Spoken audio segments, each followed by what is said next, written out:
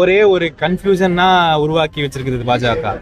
அது எப்ப போனாங்க, ஏன் முடிச்சாங்க, எதையுமே சொல்ல முடியாது. எத்தனை இழப்புகள் இன்னுமே எதையுமே சொல்ல முடியாத ஒரு தருணத்தில் எல்லாருடைய கேள்வியும் என்ன இருக்குன்னா, இந்திய நாடாக நீங்க செயல்படுங்க. நீங்க மோதி மட்டுமே வச்சு ஒரு போரை நீங்க ராணுவமே மோதிக்கு அடி பண்ணின்ற மாதிரிலாம் அவங்க மந்திரிகள் பேசுறாங்க. இதெல்லாம் எந்த விதமான அபத்தமான பேச்சு. அப்போ இந்தியாவே கூட சேர்ந்து நிற்கும் பொழுது, காங்கிரஸ் கட்சி உட்பட எல்லோருமே இந்த முயற்சியில் ஈடுபடும் பொழுது எல்லோரையும் சேர்ந்து சந்திச்சு அவங்க பிரதிநிதிகளை கொண்டு போய் கேட்டு கொண்டு போறதுன்னு நியாயம். இன்னைக்கு தமிழ்நாட்டில் பாத்தீங்கன்னா பாஜகவுக்கு ஒரு சீட்டு கூட கிடையாது.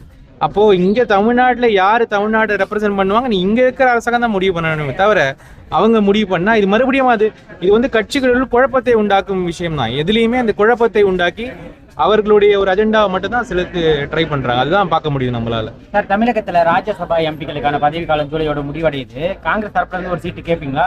இல்ல, அந்த கேள்விக்கு நான் பதில் சொல்ல முடியாது. ஏன்னா அது தலைமையோடைய முடிவு. கண்டிப்பாக அது எது அப்ராப்ரியேட்டோ அதை செய்வாங்க. மற்றும் திருவள்ளூர் மாவட்டத்தை சேர்ந்த பல தாலுகாவில் ஜமாபந்தி ப்ரோக்ராம் நடந்துட்டு இருக்கு.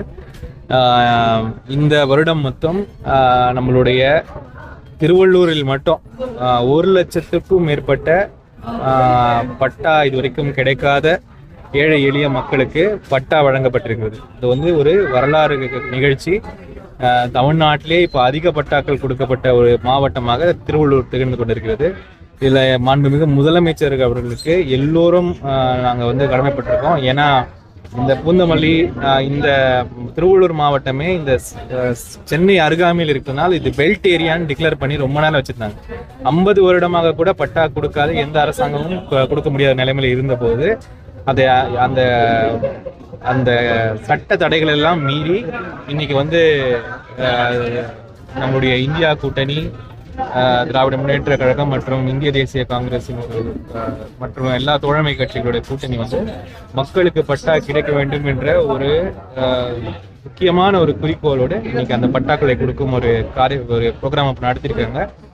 இப்போ இதோடைய நீட்சியாக விட்டு போனவங்க கூட சில பேர் இருக்காங்க. அவங்க இன்னைக்கு அவங்களுடைய பெட்டிஷன்ஸ் எல்லாம் கொடுக்குறாங்க, மனுக்களை கொடுக்குறாங்க. நானும் அதை ஆய்வு செய்து நம்மளுடைய வட்டாட்சியர் மற்றும் எல்லாருக்கும் சொல்லியிருக்கேன்.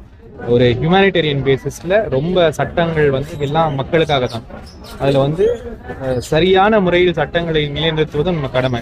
அது ஏதாவது ஒரு டெக்னிக்கல் கிளரிக்கல் ரீசன், ஒரு இக்கு விட்டு போச்சு, விட்டு போச்சுன்னு பட்டா கொடுக்காம இருக்கக்கூடாது. லோக்கல் என்கொயரி பண்ணி நீங்க மக்களுக்கு கிடைக்க வேண்டிய விஷயம் கொடுக்கணும் அப்படின்ற இன்ஸ்ட்ரக்ஷனை கொடுத்துருக்கோம். கூடிய சீக்கிரமே இந்த விட்டு போனவங்களுக்குன்னு பட்டா கொடுக்கறதுக்கு மறுபடியும் ஒரு நிகழ்ச்சி திருவள்ளூரில் நடக்கும் என்பது என்னுடைய எதிர்பார்ப்பு.